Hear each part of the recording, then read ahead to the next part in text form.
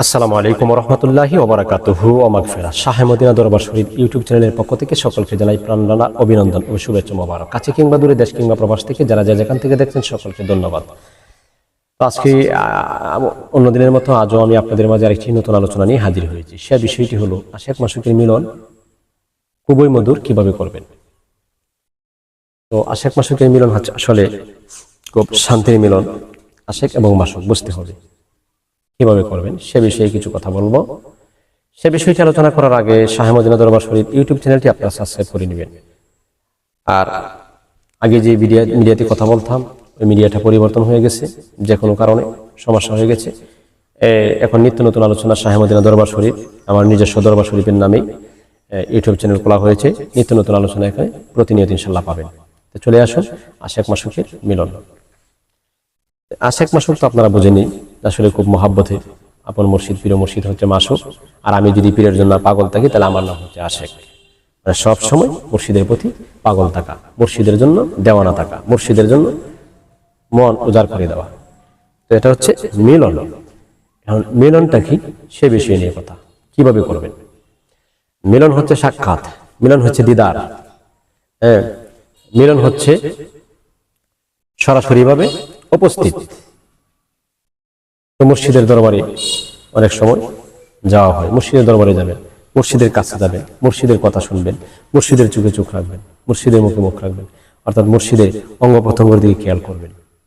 আপনার মুর্শিদ কেমন, আপনার মুর্শিদ কি, ওইভাবে আপনার মুর্শিদে যখন বর্তমানে সবক দিচ্ছেন, এটা একটা মিলন হয়ে গেছে।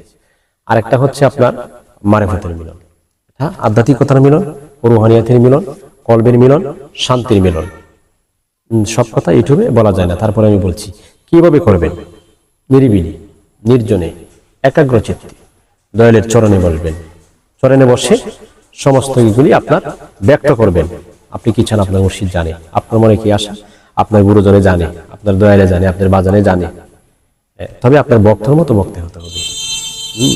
যার সাথে তার সাথে কথা বলা যায় না, পাত্র দেখে সবকিছু করতে হয়। পাত্র যদি উপযুক্ত হয় তখন এই পাত্রের জন্য মুর্শিদের নজর একটা আলাদা অন্যরকম থাকবে। আর পাত্র যদি উপযুক্ত না হয় তাহলে কোশ্চিনকালে কিন্তু যত লাফালাফি করেন না কেন আপনার মুর্শিদ আপনাকে অ্যাকসেপ্ট করবে না, উপযুক্ত না হওয়া পর্যন্ত। তবে দয়ালের চরণে এবং দয়ালের মহাব্বতে এবং সহব্বতে থাকলে মুর্শিদ কেবল আপনাকে উপযুক্ত করে নেবেন। যদি আপনার বিনয়ী থাকে, আপনি যদি আদববান হন। আর বেয়াদব হন, 6 মাসে 3 মাসে কমন নিলেন না, শুধু ফোন করলেন, দেয় না, এটা দেয় না, হেঁটে দেয় না, কিছু পাইছে না, কিছু নেয় না, মুর্শিদের মন বিরক্ত থাকবে, আপনি মনে আঘাত দিলেন। আর মন ভাঙ্গা মসজিদ ভাঙ্গা, বাঙ্গা আল্লাহর কাবাগর, তার ভিতরে ব্যথা দিস না। তার ভিতরে ব্যথা দেওয়া যায় না। মন মন্দিরে আল্লাহ থাকে, ব্যথা দিস না তার ভিতরে। মন মন্দিরের ভিতরে স্বয়ং আল্লাহ। আর যিনি আপনার প্রিয় মুর্শিদ, তার সাথে তোমার আল্লাহর সম্পর্ক রয়েছে, তার কলবের ভিতরে আল্লাহ বিরাজ করছে, ওই তো পবিত্র মানুষ। তো ওই মিলনটা একাগ্র চিত্রে গোপনীয়তার সহিত, এটা আপনার আল্লাহ রাসূলের ভয়ভীতি অন্তরে রেখে আল্লাহ রাসূলকে পাওয়ার জন্য ওই নির্জন স্থানে ওই মিলনটা করবেন। মিলন মানে এই নয় যে একসাথে মনে করেন যে মানুষ দুনিয়ার জগতে বাজে কাজ করে, দুনিয়ার জগতের মধ্যে মানুষ আপনার কাহেসের চালনায় করতেছে, আপনার জিনার বিচার করতেছে, পাপাচার করতেছে, বিভিন্ন কিছু। এটা এই নয়, এটা তরিকার জগৎ, এটা সাধনার জগৎ, এটা শান্তির জগৎ। সেটা অন্য সিস্টেম, আরেক সিস্টেম। সেটা আপনার বুঝার এবং চিনার কোনো বিষয় নয়। সেটা যখন আপনি প্রেম সাগরে সাঁতার দিবেন, এই নদীর মধ্যে যখন আপনি সাঁতার কাটবেন, আপনার মুর্শিদে আপনাকে হাত ধরে আপনাকে টান দিবে, আপনাকে তিনি সাঁতার চিনাইবেন, তিনি সাঁতার কাটাইবেন। এটা বোঝার কোনো বিষয় নেই। কিভাবে করবেন, কি করবেন, তখন তো আপনি ড্রাইভার না, আপনার তো এই বিষয়ে জানার কোনো প্রয়োজন না। আপনি প্যাসেঞ্জার হয়ে থাকবেন। প্যাসেঞ্জার যদি হন, গাড়ির মধ্যে বসেন, ড্রাইভারে যেদিকে নিতে চাই ওই দিকে চলবো, ওই সময় তো যেদিকে নেই আমি ওই দিকে যাবো। আমার তো বলার কিছু নাই, আমি বলবো কেন? আমি তো তার দিওয়ানা, আমার তো বলার কিছু নাই। এটা হলো আশিকের নমুনা। আর ফোন রীতি করে অনেক সময় বলা বলি করে যে এইটা কি, ওইটা কি, কিভাবে কি, এগুলি কিন্তু বেয়াদবি করবেন না। ড্রাইভার আপনার মুর্শিদ কলবের ডাক্তার, তিনি কলবে কি চান, আত্মায় কি চান, নফসে কি চায়, আপনার কোন জিনিস দিলে আপনি শান্ত হবেন, কিভাবে দিলে আপনি শান্তি হবেন, সেটা দয়াল আপনি ভালো জানে, যদি আপনি পাত্র উপযুক্ত হন।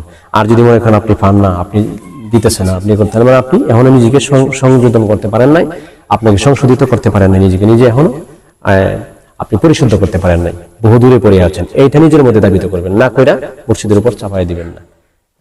সেইটা একজন পিওর সাদা মনের মানুষ হওয়া লাগবে। সাদা মনের মানুষ হবেন, নম্রভদ্র হবেন, নির্জন নিরিবিলিতে অর্থাৎ রাত্রি জাগরণের মাধ্যমে আল্লাহ রাব্বুল আলামিনের কুদরতি কদমে সেজদারত অবস্থায় মালিকের সান্নিধ্যে মিলন। কারণ আল্লাহ রাসূল সাক্ষাৎ করেছেন মেরাজ গমনের রাতে। আপনি জানেন যে মেরাজের রাতে আল্লাহ রাসূল অর্থাৎ দুজনে একসাথে সাক্ষাৎ করে। সাক্ষাৎ মানে কি? মিলন। সাক্ষাৎ মানে হচ্ছে কি? মিলন, মানে দিদার। এটাই মিলন হয়েছেন, সাক্ষাৎ হয়েছেন। আপনি আপনার মুর্শিদের সাথে দিদার নেবেন, আপনিও সাক্ষাৎ করবেন। এটাই হচ্ছে আপনার কাম্য। নিতে পারেন নাই, এটা আপনার ব্যর্থতা। আপনি করে নেন। আপনি তাকে ভালোবাসবেন পৃথিবীর সকল কিছুর চাইতে বেশি। তার উপর, তার কথার উপর কোনো কথা রাখবেন না। তার বাসার উপর কোনো বাসা যাতে উঁচা না হয়, তার আওয়াজের উপরে যেন কোনো আপনার আওয়াজ উচ্চ পর্যায়ে না পৌঁছে। নম্র থাকবেন, ভদ্র থাকবেন। এটা খুব শান্তির। কারণ আল্লাহ রাসূল যখন একসাথে হইলেন, সাক্ষাৎ করলেন, সারা ওয়াল পৃথিবী স্তব্ধ করে দিলেন, খুব শান্তি লাগলো। মিলন হইল। আহারে, আল্লাহ নিজে আসে। আর আমার নবী হচ্ছে দুস্থ। আল্লাহ তো এমনি দেখে, কুদরতি চোখ, আল্লাহ নিজে দেখে, এরপর কাছে নিয়ে আরো দেখছি। তার মানে বোঝা যায় আশিকের মিলন খুব শান্তির মিলন।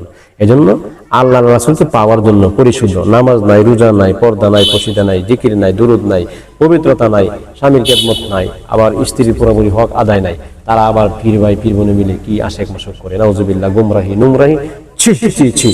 এদের থেকে তরিকতের কোনো এগুলি সমর্থন করে না। কারণ আপন পীর মুর্শিদ ওলি আল্লাহ ছাড়া এটা আসলে কোশ্চিনকালে সম্ভব হয় না। আশেক ভাই, আশেক বোন, এগুলি থেকে বিরত থাকবেন। এই নোংরামির জন্য আল্লাহর কাছে জবাবদিহিতা করতে হবে। আশা করি সংক্ষেপে বুঝিয়ে দিলাম, বুঝতে পেরেছেন। সকলে ভালো থাকবেন, সুস্থ থাকুন। আসসালামু আলাইকুম ওয়া রাহমাতুল্লাহি ওয়া বারাকাতুহু ওয়া মাগফিরাহ।